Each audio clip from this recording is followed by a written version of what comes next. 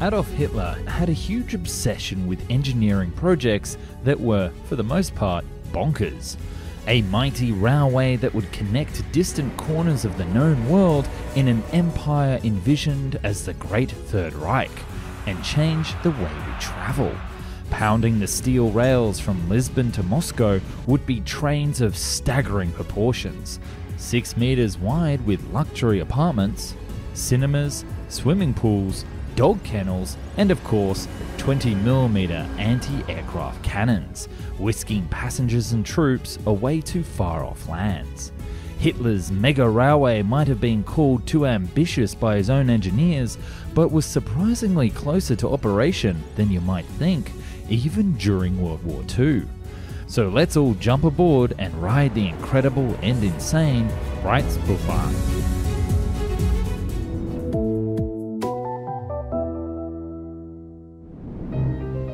Nothing was too big in scale or too implausible in execution for what the Fuhrer dreamt up, whatever the scheme that caught his feverish fancy.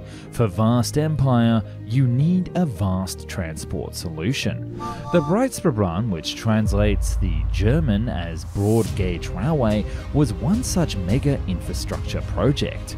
Epic is the first word that comes to mind when thinking of the immersive scale of what was to be a railway network that would crisscross Europe and beyond. Initial lines for the railway system were to be between the German cities of Hamburg, Berlin, Nuremberg, Munich and Linz. Other, grander proposed routes were something of a lesson in European geography. For example, the east-west route would be between Rostov in Russia and Paris, and included stops in Kiev, Ukraine, and Kraków in Poland, as well as Berlin.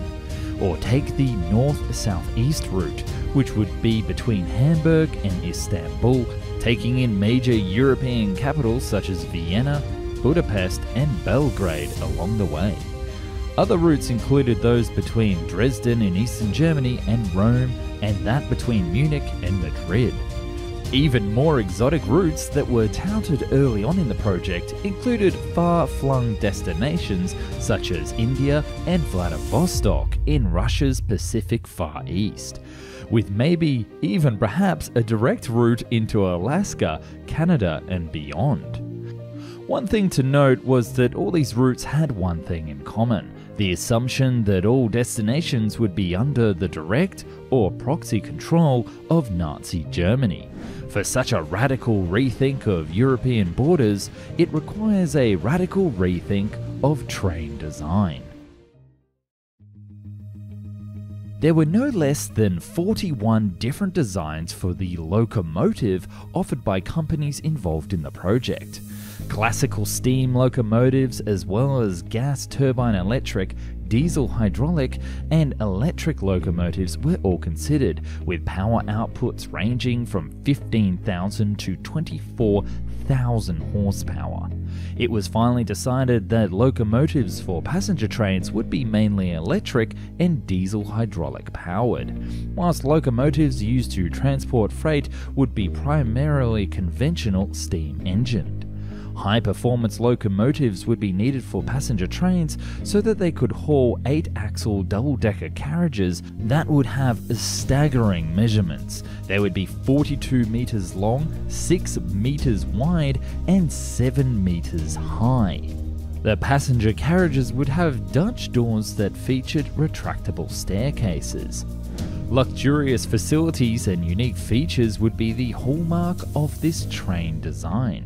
Proposed concepts would include carriages with large dining rooms, bars and lounges, as well as promenade and observation decks.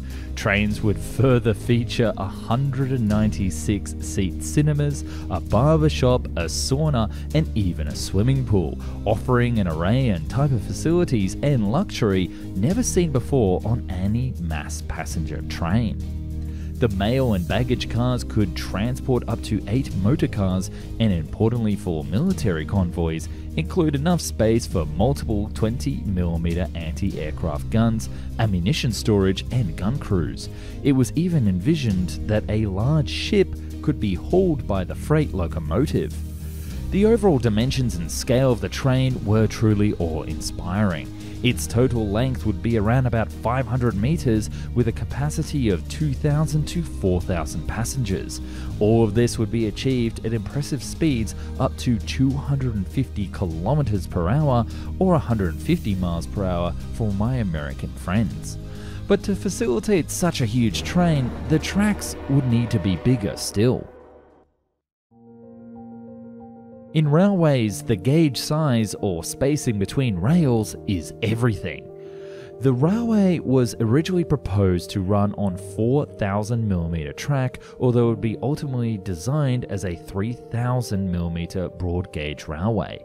That translated into a track with more than double the width of the common standard gauge track, so that's thick with 2 Cs.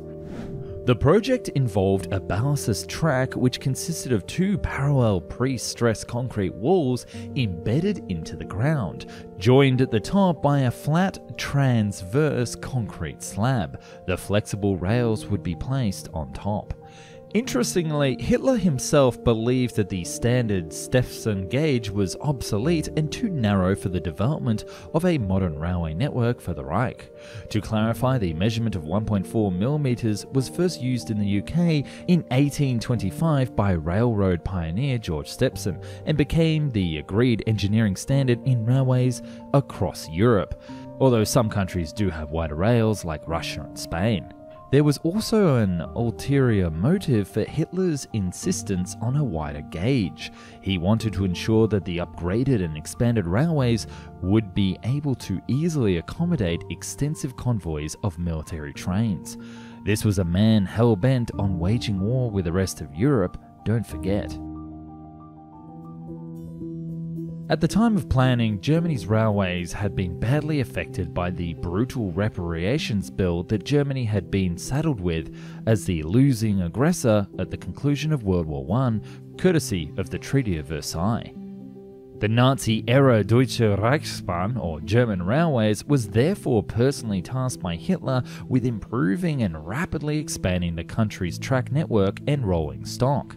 Nazi construction engineer Fritz Todt is central to the story of the railway and the concept of a much wider network. Todt rose rapidly in the Nazi ranks and was the man who oversaw the building of the country's highway or Autobahn network. Hitler, ever the man obsessed with all things grandiose, enthusiastically embraced Todt's ideas regarding the wide-gauge railway system. But other railway experts in Germany were not so enthusiastic about the project. They thought a new gauge, incompatible as it was with existing rail infrastructure in Germany and abroad, would be nothing but trouble. They also didn't see the need for such a vast railway system and proposed a less disruptive and compatible quadruple track standard gauge lines to be used instead. Hitler wasn't interested in their qualms, and what Hitler wanted, Hitler got. Hitler was even heard quibbing that Germany's rails being too wide didn't matter, since the rest of Europe was going to become of Germany anyway. And so, the project was greenlit. It would be an active project for the Nazis throughout World War II, comprising a staff complement of some 100 officials and 80 engineers, which, as you may know, was desperately needed by Germany for the war effort. So they had the trains, the track, the engineers were finally on board. Why did the project never leave the station? One cannot underestimate Hitler's obsession with the so-called Greater Germany, an expanded imperial Germany that would absorb all other European states conquered by the Nazis. The vision stated with the famous annexation of Austria in 1938 and ramped up with the invasion of Poland in 1939, the event that finally kicked off World War II. And it was this war that was quite obviously the demise of the project. Ultimately, like all other Nazi mega super duper projects, nothing came of this railway in the end. This was mostly because the Third Reich, which was supposed to last 1,000 years, only lasted 12. Future Nick here. A quick but fascinating side note is that Hitler's visionary for this project, Fritz Todt, died in a plane crash in East Prussia in 1942. He had been arguing with Hitler that the German economy could not sustain a war with Moscow, and it was better to end it peacefully as soon as possible, much to the rage of the Fuhrer. But conspiracy pundits have said that the timing suggests Todt was negotiating a peace treaty between Russia and Germany without Hitler's permission and was assassinated before he could rally government support. Albert Speer, Todt's successor, was due on the same flight and would have died in the crash, but was delayed boarding by none other than Hitler himself. Very curious. He attempted to look into the crash, but was stonewalled by the Air Ministry, who refused to investigate, stating the possibility of sabotage is ruled out. Further measures are therefore neither requisite nor intended. I'll let you in the comments think about that one for yourself. There is little doubt that Hitler was inspired by Russia and their Trans-Siberian Railway network, and there is some irony that it was Hitler's disastrous campaign to invade the Soviet Union that would mark the beginning of the end for Nazi Germany. At least the Russians actually had their immense railway, which still operates to this very day. That's more than could be said for the Nazis and their doomed railway fever dream. Speaking of fever dreams, if you enjoyed this video today, then I hope that you subscribe. And if you want to see more Found and Explained content, then jump onto our social media. You can see quick behind the scenes content and previews of upcoming episodes. But if you don't want to wait and you also want to support the channel, then we have Patreon and channel members. You get to see videos early, chat with me direct, and even suggest your own topics. So I'll leave a link down the bottom for you to see that. Anyway guys, I've got a train to catch.